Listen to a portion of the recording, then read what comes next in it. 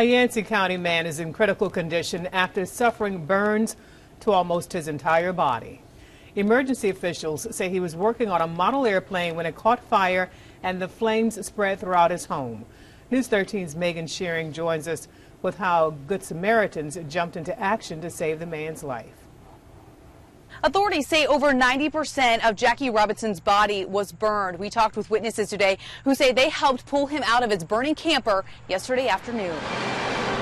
They say some people are in the right place at the right time. I stopped in the store to get something to drink, and leaving the store, I looked this direction. I saw smoke coming out of this trailer. That just so happened to be the case yesterday afternoon when Jackie Robinson's camper caught fire. He was working on a model airplane, trying to get the motor to run on it, and somehow he caught the gasoline going in the motor on fire. Authorities say the 50-year-old's home was engulfed with flames and he was trapped inside. So I pulled in right over here and I walked up and started beating on the door. Daniel Clinton was there to help. Probably took about half a minute before I got a response.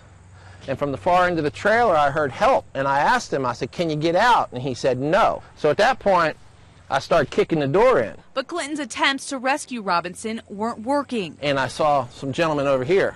So I yelled to them. Number one, I told them to call 911. And at that point, I asked for a pry bar. Came down, the door was locked, and they said we need something to pry with, so I grabbed the first thing I could find, which was a shovel. I asked him to pull back on the door handle, which he did, and I slid the shovel in the crack and popped the door. He says Robinson immediately fell onto the ground. He could talk a little bit. You could barely understand him.